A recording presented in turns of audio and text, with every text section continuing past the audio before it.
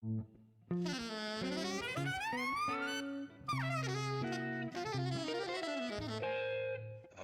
Jazz.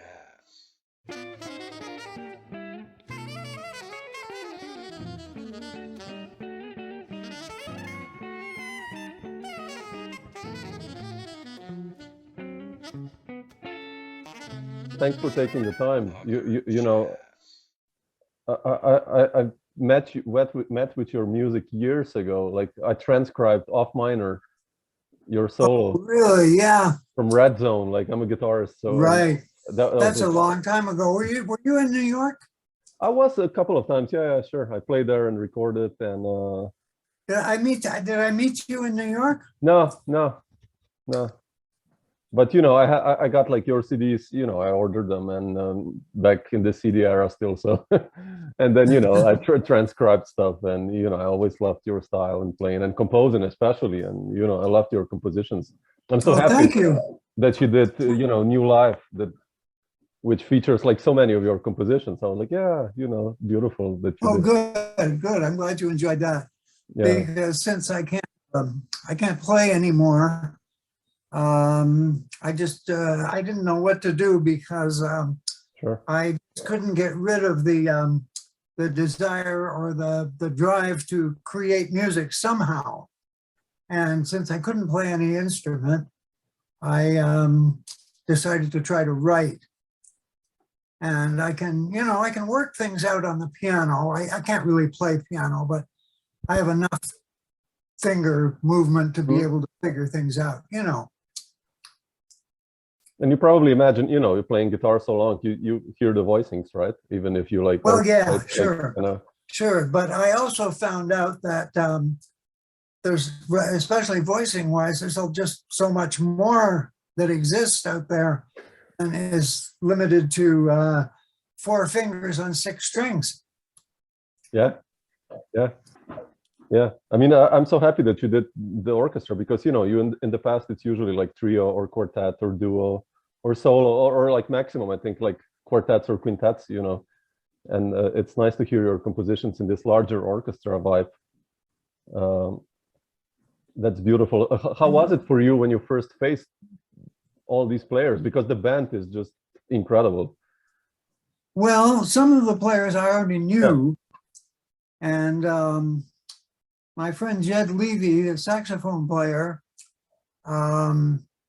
knew some of them. And between the two of us, we put that band together. And we just really didn't know how it was going to work until the first couple of rehearsals. And everybody was enthusiastic about it. And we were very lucky in that there was a club in Lower Manhattan, and they gave us some gigs. So it was like live rehearsing. Yeah, that's beautiful. Yeah. By the time we went to the studio, it wasn't just going in after one rehearsal. It was like it started to sound like a band. Yeah. Well, when you mentioned the composing, how did you process here? I mean, the tunes are beautiful. You know, you have like the kind of long walk home kind of a blues thing, and then like up tempos and ballads. Like, but how do you proceed? Or even in the past, like when writing wise, did you start with melodies or chord progressions? Did you write down things? Like, what was your? Well, I think every piece is kind of different. Kind of happens in a different way. Some pieces will start with a melody, or others might start with a bass line. Other pieces might start with a set of changes. Yeah. And it's funny because I might write something like 8 bars of something, and it seems like there's nothing happening, and I put it away, and I'll go back to it later, and something will develop. And other pieces you'll start to write, and you've written something in an hour. Yeah. Just every piece is a different experience. Yeah. I'm also like that. Either it comes out completely, the whole thing, or it's just like it stays there for years, and then I take it out. Yeah, and say, oh, man, that's a nice melody, you know, and I start to fool around with it. And exactly, that's some of the pieces work like that. Yeah.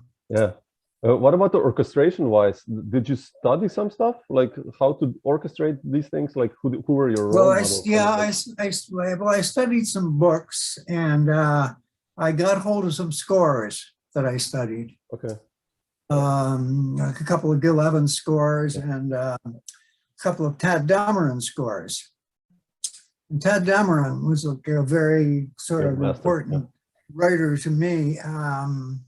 There's one record that he made. I don't know if you're familiar with a record called The Magic Touch that Tad Dameron did with a fairly large orchestra. I think it was the last record he made before he died. I'll have to check it out. And yeah, it's on Riverside, The Magic Touch. And I got a couple of, somehow, I can't even remember who I got them from, a couple of scores from that. I studied the scores. And I went through a couple of books on arranging, and it was funny because one of the books that I studied, or at least read through, had all these rules. You can't do this, do that, you can't do this, you can't do that.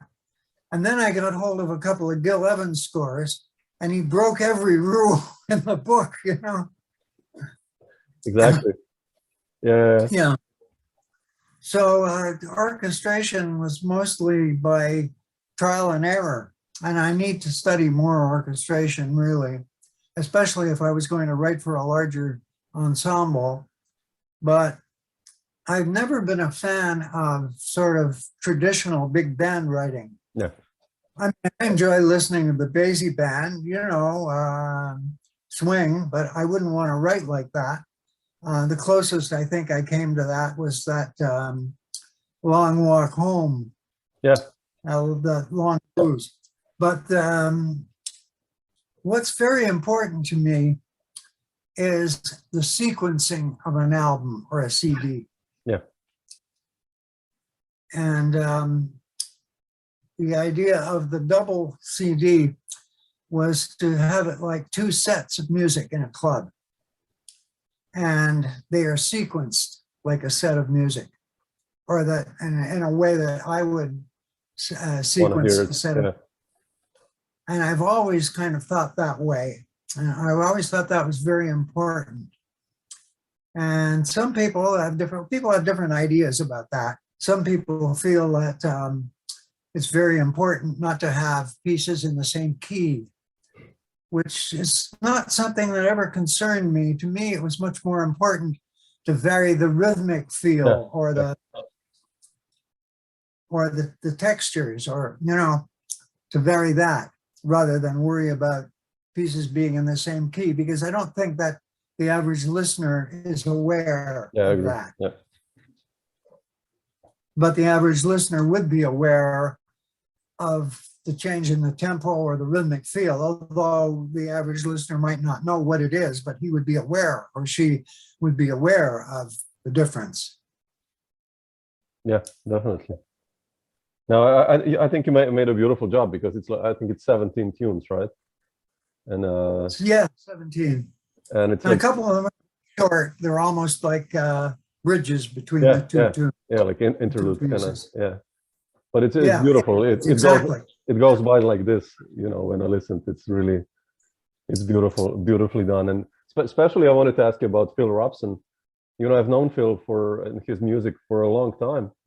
And Phil is just a great guitar player. I love him. How did you stumble upon him? Because like I was surprised that he was in this one. You know, he's fairly unknown. He was in New York. He was in. It was actually my friend Jed that ran into him somewhere. Oh, really?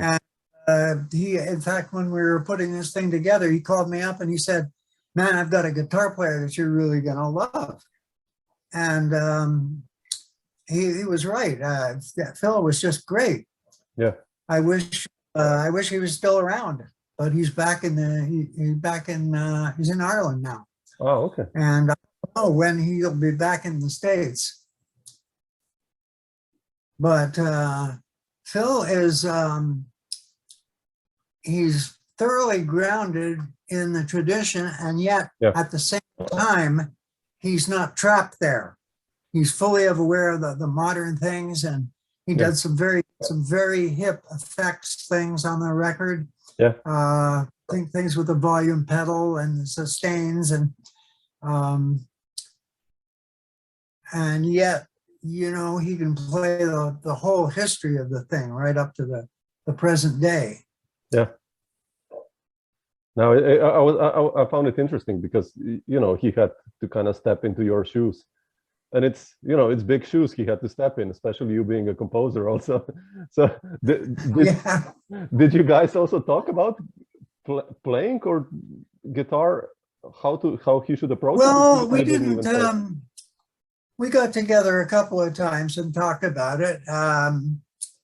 And he listened to a couple of the pieces and, but I didn't tell him exactly what to do. Yeah, sure. On one of the pieces, I said, why don't you just try some effects here and see what comes up? You know, and I kind of left it to him. Sure. Rather than tell him exactly what to do. Yeah, he's a monster guitar player. He did a beautiful record. I don't know if you know that. Because I wanted really to leave a certain amount of freedom to all the players. Yeah. You know, rather than to have like just everybody reading charts. Yeah, sure. Yeah. I mean, I love the horn section, you know, with Steve Wilson and Dwayne Eubanks and Bill Mobley and all those guys. It's incredible, you know, Dave Pietro. I mean, beautiful musicians, really amazing. Dwayne Eubanks has such a beautiful sound. Yeah. Beautiful tone. And, you know, the two trumpet players are, they're very different. Yeah. And yet they both fit in perfectly. Yeah. And I tried to, you know, sort of assign the solos to fit their particular conceptions, you know. Like Phil plays that, if not Phil, but Dwayne plays that beautiful solo on Around Midnight. And Bill plays on a couple of other tunes that are, I think, more suited to his conception. Yeah. So I just tried to do that, you know? Yeah. Yeah. Yeah, I think you did a beautiful job, you know, orchestrating and arranging the whole story. So really, really nice. So I hope more is to come in the future of this project. So. Well, I'm working on it. I'm working on I have a few new pieces. Super. I'm working on it. I'm not, we don't have anything planned, but I'm sitting there at the computer, you know. I have 2 or 3 new pieces finished and working on some others. And I don't know if you're aware that what I've done is I've taken a couple of like really older pieces that I've recorded with small groups, yeah, and expanded them. I mean, a lot of the music is new, but a couple of the things are older pieces, yeah, that I've recorded. Yeah, yeah.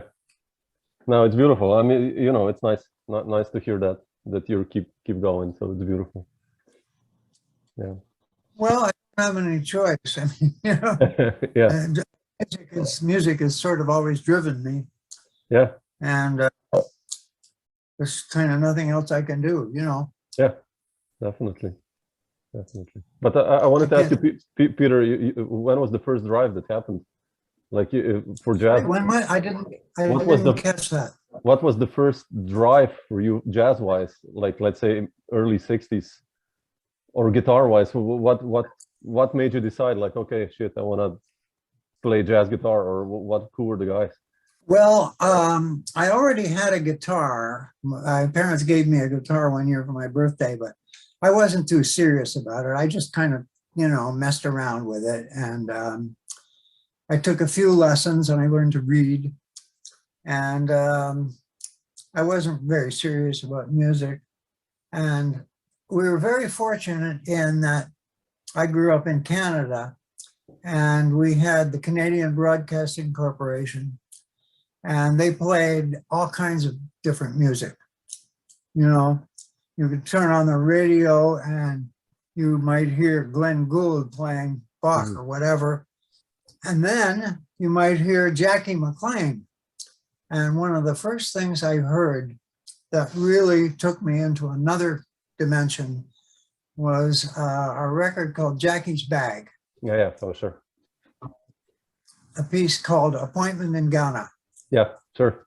And this just really took me into another dimension. I had never heard anything like it. And I ran out and bought the record, you know. And in those days, I mean, I don't know how old you are, but I'm 77 years old. So we're talking about a long time ago. Yeah. And you didn't have a lot of money in those days. So you'd go out, you'd save up your $5 or whatever, and you'd go out and you'd buy a record and you'd bring it home. And there was no YouTube or way you could hear anything else. So at the end of 2 weeks, you knew every note on that record, whether you could play it or not. I mean, you know, then I tried to copy stuff that I heard on the records. But then, you know, maybe couple of weeks later, you'd go buy another one. And the first 3 or 4 records I bought were Jackie's Bag, Milestones, which some people say is the greatest jazz record ever made. I don't know if it is or not, but it's a great record. It's a great record, yeah. Milestones, Monk live at the 5 spot, Thelonious in Action. Those were the first 3, and there was probably a couple of others that are not coming to mind because I don't know if it's my age or the cancer treatments that I've had, but my memory fails me sometimes. So those are the 3 that come to mind, probably the first 3 records that I bought. And were very good choices. Oh, man, yeah. So I've been listening to Monk for a long time. I've been listening to Monk from the early 60s. And I really think I was the first guitar player to explore Monk and apply it to the guitar. Nobody else was doing that in the early 60s, in the 60s at all. Now everybody does it. Every wanker with a orchestra does it. And they don't do it particularly well either. You know what I'm saying? Yeah, sure. No, but yeah, I mean, you know, we're talking about, I guess, mid-60s, right? In Montreal or Canada. Yeah. And Montreal and later Toronto, I found, or rather, I didn't find what I was looking for. What I was looking for was the essence and the source and the culture of this music. Yeah. And it's an African source. Whether or not you agree with me, a lot of people in Europe do not agree with that, but that's where I was coming from. I was looking for that source and could not find it in Canada. So I had to abandon Canada. I'm not particularly nationalistic. We believe in nationalism. I believe in individualism, whatever that is. No, yeah, music especially, you know, goes over borders anyway. So anyway, I came to New York and I was very fortunate in that certain people that I met kind of allowed me or took me into their world and kind of mentored me, whether they knew it or not. People like Hicks, Gary Bartz, and you know, James Williams and George Cables. Yeah. These people allowed me into the Bobby Watson's, another one, Marvin, Smitty Smith. Yeah. These are my teachers. When did you move to New York? In what year? 1982, at the end of 1982. Okay. How was it in the beginning for you when you came from Canada? It was rough. It was rough. It was rough. It depends. It all depends on what's one's priorities are.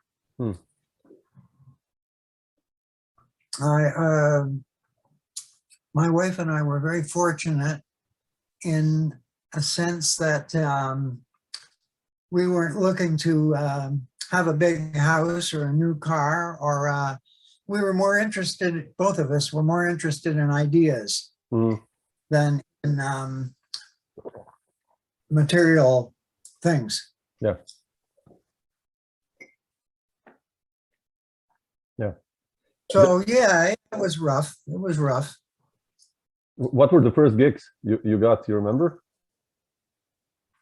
The first gig? Yeah, in your. Well, believe it or not, the first gig I got was with Pepper Adams. Seriously? Oh man, how did that happen? Seriously. Well, I had met Pepper in Toronto. I was playing an outdoor gig in a shopping plaza. And we finished playing and we're packing up, and I'm looking around and I see this guy standing in the back. And it looks like Pepper Adams. I said, man, is that Pepper Adams back there? And I went a little closer and it was Pepper. And I said hello and just thanked him for all the music over the years. And at that point, I was considering moving to New York, and I told him I was considering. And he mentioned that he liked my playing. And he said, when you get to New York, he said, he was like old-fashioned in a way. He said, send me a letter telling me how to contact you. So I got to New York and I sent him a letter. He gave me his address with a phone number on it. And then I came home one day and it was Pepper Adams on the answering machine. He had a gig for me. And it wasn't in New York, it was across the river in a small club in New Jersey. And we did that gig for a couple of nights. And then he hired me for another gig, which never happened because there was some kind of a problem with the money. And then he had his accident and he was diagnosed with cancer. And but we did a record together for Reservoir, for Uptown, Uptown, which later became Reservoir. And the record was called Exhilaration. I don't know if you're familiar with that record. No, that's why, yeah. Oh, well, you should check it out. I should, yeah. It's on Reservoir, the Reservoir label. Yeah, no, yeah. And the rhythm section is John Hicks and Ray Drummond and Billy Hart, who happened to be three of the first people that I met. Okay, that explains now a lot. I wanted to ask you how you hooked up with John and Ray, of course. They were like two really mainstays, I think, throughout your career. Yeah. Well, we used to go to, there were a couple of piano rooms. There was Bradley's, which of course everybody knows about. And across the street, there was another place called the Knickerbocker. Yeah, sure. And another one sort of around the corner called Zinno. And you could hear all these great piano players. It was just like everybody who was around at the time, you know, Hank Jones, John, Kirk Lightsey, George Cables, Roland Hanna. I mean, I could go on and on and on. Cedar Walton. And we used to go to the Knickerbocker. And there was a place, have you ever been there? No, but I go to the Knickerbocker. Yeah, I mean, I know it, yeah, but I've never been there. So, well, it was a place where you could stand sort of just behind the piano. You buy a beer and you could stand there just behind the piano. Oh man. You could hear everything. And we used to go there all the time and hear Cedar Walton and Ron Carter together. Oh man, come on, man. Which was just, you know, the greatest music I'd ever heard in the world. Sure. And you could go in there for the price of a beer and stand there all night and listen to those guys. Yeah. So call from Eiler. I first met John. Well, when I got that record date, I asked him to do it. No, we'd already done, that's right. We'd already done a Sunday at Bradley's, and Ray Drummond was one of the first people I met also. And Ray became a really close friend. And we played together a lot over the years. Yeah, you seem to have this strong connection with, you know, I checked already my records of you that I have at home, and Ray and John Hicks, and you know, you mentioned Marvin, Smitty, Smith, of course. And Well, that was a working band. We actually did a few tours with that band in the States. So that was a really tight working band. And I was kind of sad when Smitty left New York and went to Los Angeles to do the Tonight Show, but I mean, I was happy for him. Yeah. But Smitty was just one of the greatest drummers I ever played with. And we seemed to have a good musical hookup. Yeah. Well, you can listen, you transcribed that solo on Off Minor. Man. You listen to the I know. You listen to the drumming behind my solo and the way that we interacted. You go like this, you catch each other's phrases. I love that. Yeah. Yeah. And there's a lot of trust there. Yeah. Because I know they're going to be there, you know. When did you meet Marvin? I mean, when did you start? How did this connection happen with him, with Smitty? I first met Smitty on a gig with Bobby Watson over in Jersey. And I'm trying to remember the details. Anyway, that was the first time I met him. And then I had some kind of I guess it was a small tour set up or something. And I didn't think of Smitty. And Smitty was with Sting at the time. I really remember. And he didn't enjoy it. And I called Billy Hart to do this tour, and Billy Hart wasn't available, but he said, listen, let me tell you, he says, Smitty's going to be available. He says, why don't you call Smitty? So sure enough, Smitty was available because he had quit Sting because he didn't like it. Sure. He said that everything had to be played exactly the same as the record, exactly the same every night. Man. And I was not enjoying that. Yeah, you can imagine. Oh, so we did that together, and it worked really well. And I was fortunate in that I had a record company that was recording me. Yeah. Not for a lot of money, but at least they were paying something. Yeah. That's important. Yeah. Yeah. I mean, especially drummers. Back in the days, it was back in the days when an independent record company could kind of hang on and stay in the business. Yeah. Your stuff stayed in print. Yeah. I mean, you've done, I mean, you've done quite a lot of records, actually, you know, as a leader. You've been really productive throughout the years, and especially drummers. I wanted to ask you, you know, you seem to have a strong trust and importance to drums, you know, like Billy Higgins. Sure I do. Billy Hart, Steve Jones, Marvin, Smitty, Smith. What's with you and the drums? Well, it has to do with, I think it's probably, to me, one of the most important aspects of the music is the sense of forward motion that comes from what Elvin Jones described as, Elvin Jones has been quoted as calling it the African 6/8. Yeah. Which to me was one of the very important aspects of the music that I was looking for. And I guess it's still important to me because, you know, I'm 77 years old and we're all a product of our generation.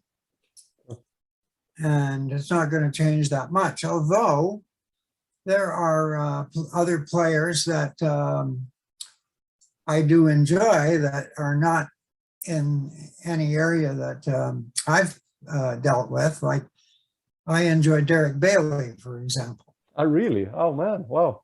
Wouldn't expect that. Okay. I wouldn't play like that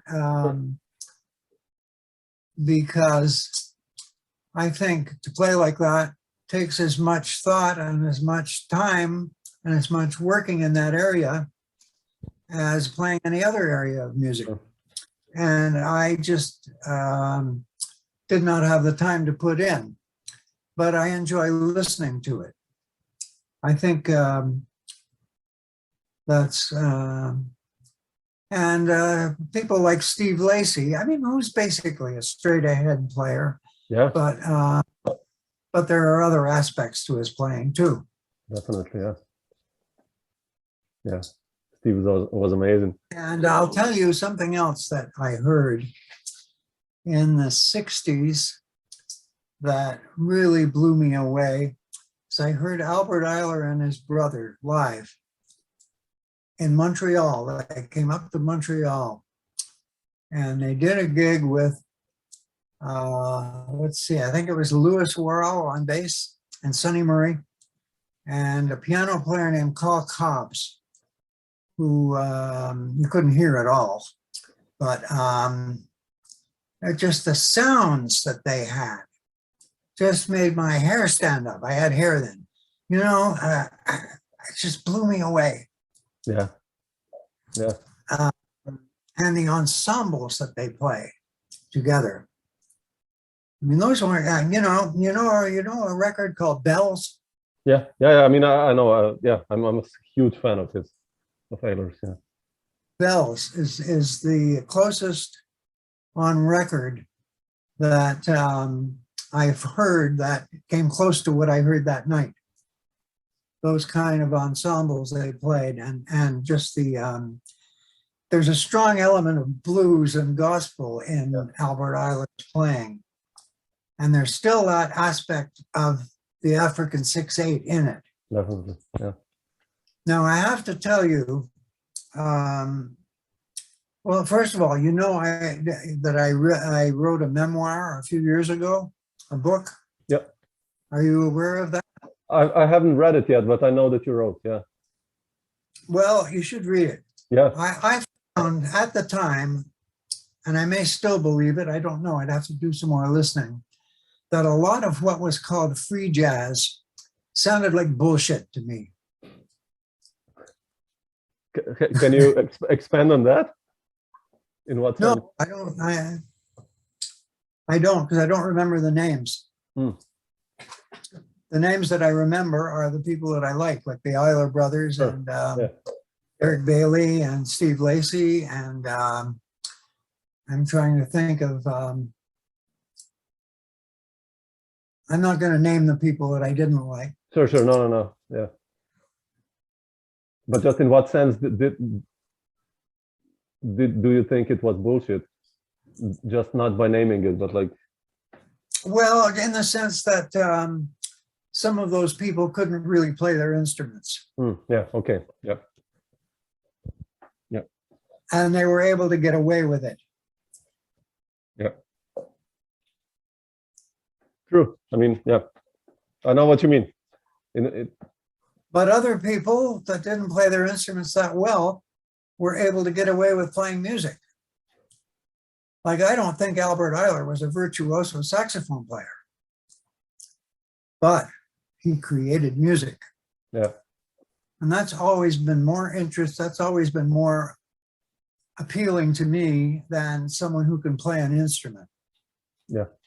Nowadays, now you hear particularly saxophone players who sound like all they can do is play the saxophone. You know, play the saxophone really well. Yeah. Doesn't that really interest me? Yeah. You know, one of my favorite saxophone players is Gene Ammons. Yeah. Oh man. Yeah. Yeah. It's like nowadays it's a lot of technique only, and it's not very far from Gene Ammons to Albert Eiler. Yeah, it's a lineage. I mean, you know. You think about it. Yeah. It's a lineage. Yeah. It's just a quick jump. Yeah. Definitely. Interesting. Peter, I also wanted to ask you about Jump Street. How did that happen? I mean, That especially happened when Freddie I was Waite and Art Davis. I mean, those two guys, incredible. I was living in Toronto at the time, and I decided it was time to make a record. So I borrowed some money and went into a studio, and part of the record was with a working band that I had with a wonderful piano player named George McFetridge and Neil Swanson, who is a great bass player and a close friend, and Terry Clark, who I consider to be one of the great drummers. And Art Davis and Freddie Waite happened to be in town doing a concert. So I got in touch with them and asked them, we negotiated, if they would come in and play a couple of tunes. And they did. And did a wonderful job. Yeah. I don't know if you know the record that well, but yeah, I mean, I know a couple. Yeah, I mean, you know, Prelude to a Kiss and Art Davis brought in this blues. It's really, really simple blues, and we played that, and I was completely at home in it. And Freddie Waite was just, I mean, the music swung, you know, which is not a popular thing to do these days. And it wasn't a popular thing to do in Toronto at the time. And really the reception that record got in Toronto was one of the things that made me leave Canada. Mm. You know, I had one of Canada's, probably the most respected bass player in the country, and it's not Neil Swanson, tell me that Sam Jones was not a very good bass player. Yeah, I mean, that statement alone made me leave, one of the things that made me leave Canada. Mm.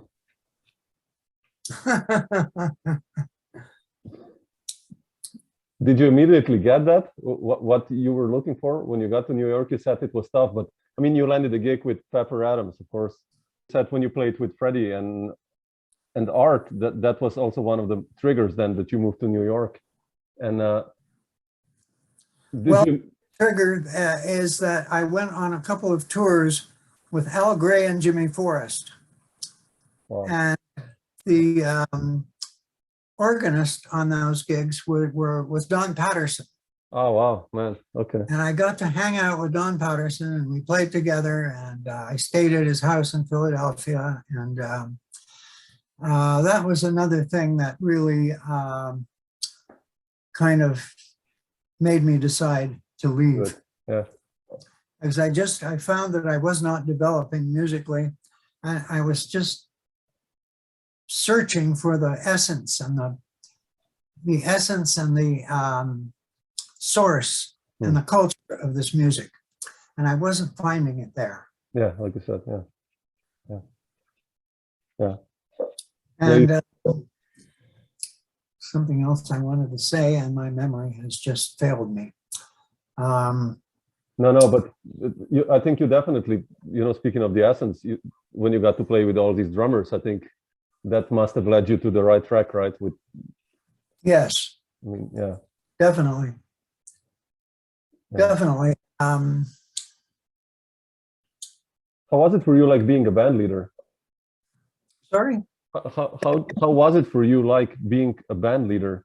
Did you feel like pressure, or did you feel comfortable? Well, it's always different when you're the band leader, because you've got all this business to take care of as well as the music. That's the shitty stuff. Yeah. So, you know, I know a lot of musicians who, to me, I'm talking about some great players too. They sound better when they're sidemen or women than when they're leaders. And I understand that, because there's just so much other bullshit to deal with when you're a leader than the music. So, I mean, I guess that goes without saying. Yeah. I know what I wanted to ask you. Were you able to find that Eric Dolphy thing that I asked you about from the Ken McIntyre record? No, but I can do that. I mean, I can transcribe that for you. That's not a problem. I'm talking about the first 4 measures of Eric's solo on "They All Laughed." Okay, yeah. When Eric comes in Okay, for solo. I'll do that. I just did a solo Eric solo guitar record of all 28 compositions of Eric Dolphy. So I'm really in Dolphy now. Yeah, but this isn't one of his compositions. No, I know. Yeah. But I'm real. I love to do that for you. No problem. Well, if you would have to, I think, if you could put it on a PDF and send it as an email. Yeah, I'll try to do it and search for it and then transcribe it and send it to you. The record is called "Looking Ahead," and it might be under Ken McIntyre's name. Okay, I'll check. But it might be under both their names, Ken McIntyre and Eric Dolphy. And it's a record I've always loved, and it's some of my favorite Dolphy on record. I'll tell you something else that's some of my favorite Dolphy. There's a John Lewis record called "The Wonderful World of Jazz." And he wrote, John Lewis wrote a really fantastic arrangement of Afternoon in Paris, and he extended it. And there's just an incredible, it's one of my favorite Dolphy solos on this piece. Oh, I'll have to check it out. Okay. Yeah. Because I've always liked Dolphy, Man, such a player. I've never really transcribed him or tried to play like him. I've just loved listening to him. Yeah. It's quite heavy on guitar. I mean, I did know a lot of work during COVID, and the interval eclipse that he has, and bass clarinet, he's not like in 4 notes he jumps from F to G on the first. Oh, I know. What? You play saxophone at all? No, just guitar. So, but I had to slow it down to hear the line, and it's like, man, how? I played, sure. I tried to play a little saxophone at one point, but I didn't stay with it very long. Because I didn't get a good sound. Yeah. And I wasn't prepared to sit there and play long notes for hours and hours to develop a sound. But I know what you mean about the interval, sure. Man. And hard to do on guitar. Oh man, impossible. Hard to do those intervals on. Yeah, especially really fast, like you can Did you, in the course of doing that, did you ever have to use any different tunings? No, I stayed on 2 tracks. I tuned down the E string to B natural to get like a really, to get like a bass, because on some tunes I wanted to keep the bass. Well, did you just do his alto, or did you do some bass clarinet solos? A lot of bass clarinet, and the bass clarinet is really heavy. That's where he does the most. All those different versions of "God Bless the Child." Yeah, I mean it's the one from the Illinois concert. Yeah, that group with Roy Haynes, right, on drums, I think. No, it's from the Illinois. It's a live concert, and I think it's under Herbie Hancock's name. Oh, yeah. Okay, but I have it probably. Yeah, I listened to it. It came out much later than it was recorded. But all those groups, yeah, he was It's a live concert, and it's Eric and Herbie and I can't remember the rhythm section. Wasn't Roy Haynes. I have it. Yeah, I listened to it, but yeah, no, I don't know. I can check, but yeah. He was incredible, just incredible, And another thing that really kind of opened me up and moved me seriously into the music was hearing the Cochrane Quartet live. Oh man, when was that? In Canada? You saw them, or? When did you see them? I was 63 and 65. The first time it was with, during that brief period when Elvin was, he was away somewhere for a minute, and it was Roy Haynes. Oh man. It was Roy and Jimmy and Roy Haynes. And the next time was with the quartet with Elvin. Wow. And I had never heard music that powerful and that intense and that serious.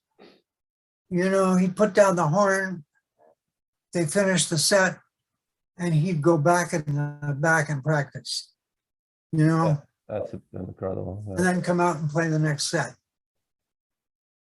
Yeah, that's incredible. I heard stories about that. Yeah, I think Jerry Bergonzi told me that he listened to them in Boston, and just the spirit in the room. It was, you know. Oh yeah. This whole vibe. It was just the spirit was there. Kind of. It's hard to describe. Yeah. It was really amazing. Yeah. Really, really amazing. I can just imagine that. Yeah. And that would have been, yeah, I think early 62. No, I guess it was 63 in the spring, maybe. I mean, I could find out, but Yeah, no, but incredible. I mean, that you saw that. Yeah, I can imagine that leaves a footprint on you. I mean, like a strong one. yeah. That and those records, you know.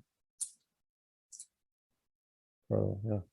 And I would just sit, I was living at my parents', and I would just be in the basement trying to copy what I heard on records. And I had a turntable that had 16 RPM. Okay. So that put things down an octave. That helps. Almost exactly. Yeah. So it made it easier to transcribe. Yeah. Transcribing like Hank Mobley and, you know, people like that too. Hank Mobley was one of my favorites. Mine too. I love Hank Mobley. I think I transcribed all of his solos on Miles' records. Which record? Like everything he did with Miles, you know, like all the beautiful playing, so melodic and so nice. The box set of the live Blackhawk recordings, the CD set is really wonderful. They put back together the bad splices and extra material. Yeah, he played so nice, really. I also give this a lot to my students, you know, because he's quite easy to play. He's not so fast and exactly. And that's one of the reasons why I was doing it. And Jackie McLean too. Yeah, he was also, yeah, sure. Incredible. But speaking of Jackie, I wanted to ask you, how did your story with Jaki Byard begin otherwise? What? With Jaki Byard, how did you meet him? I mean, I know you played with him and worked with him a lot. Well, I played in his big band. And how did that begin? This cooperation with the Jaki? How did you become part of that? I don't know. He needed a guitar player, and somebody called me. Maybe it was Jed Levy. We were in that band together. Oh yeah, he was there also. Yeah. And we also worked in Jack McDuff's band together. So Jed and I go back a long way. So yeah, Jackie was just a genius, you know. Yeah. Really genius, and I wish he had taken that big band kind of more seriously. And Further, you know, yeah. there weren't many gigs for it. So since there weren't many gigs, he didn't really rehearse that much as he should have. And it sounded kind of raggedy sometimes, but the writing was just amazing. Yeah, that Soul Note record, what is it? Fantasies is beautiful. I mean, Fantasies too. He was a genius. He was one of the great geniuses of American music. I mean, to me, he was sort of up there with Duke Ellington, you know? Yeah, the arrangements. Yeah. He wasn't as prolific as Duke. I mean, nobody was. Yeah. But still, you know, so he's quite under the radar. Duke wrote in a different way, though. I mean, Duke wrote for specific soloists rather than specific instruments. Yep. And a few people try to do that, but it's impossible to keep a band together now. Yeah. Duke did it, you know, he did it for how many years? You know, since the 1930s, 1920s, really. I mean, Harry Carney and Johnny Hodges were with him until they died. And Lawrence Brown, people like that were with him forever, you know, and he knew exactly what to write for those individual players. Yeah. And not many people do that, or not many people could do it because they couldn't keep a band together. Even Gil Evans had to rely on, particularly in the woodwinds, studio players, because Gil had a hard time keeping a band together. Yeah. You have to line up.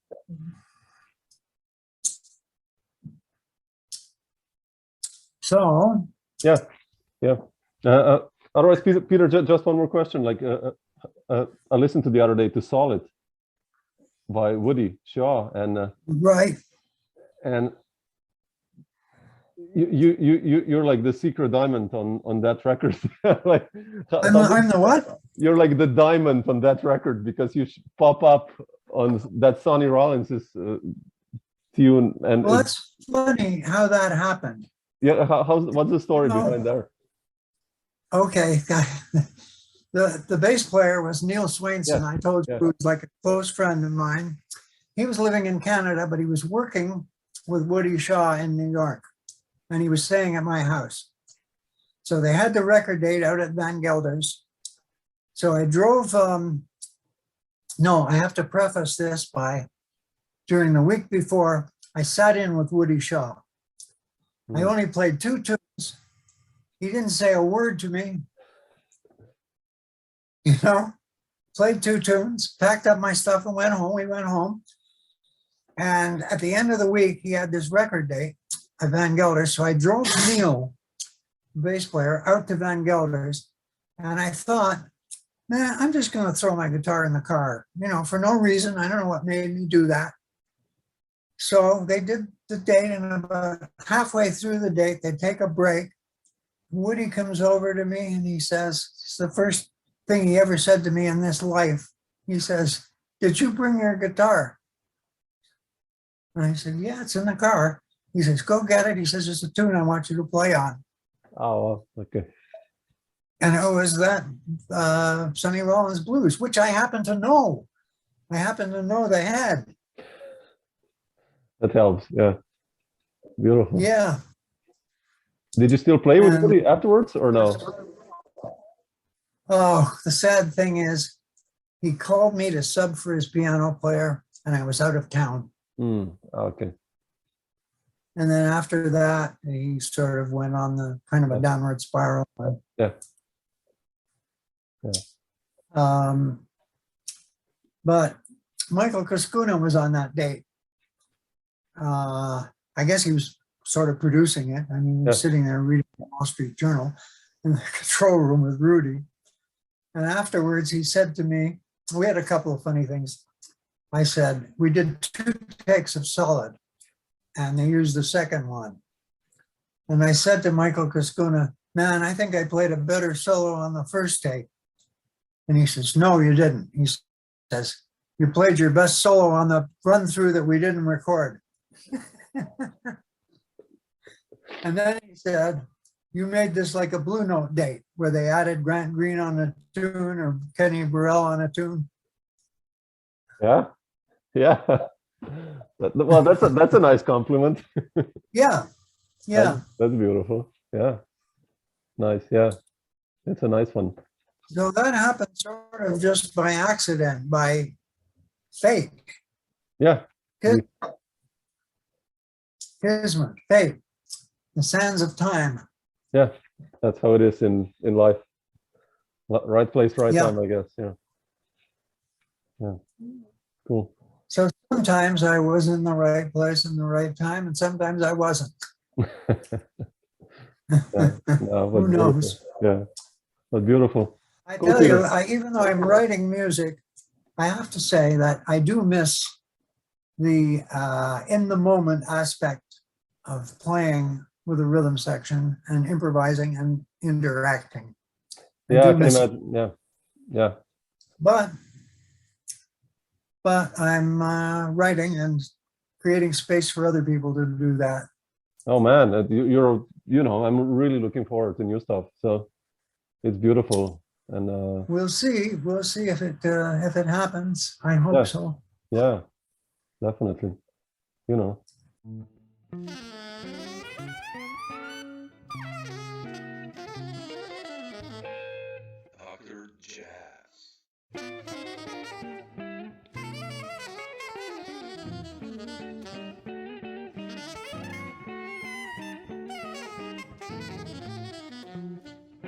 it.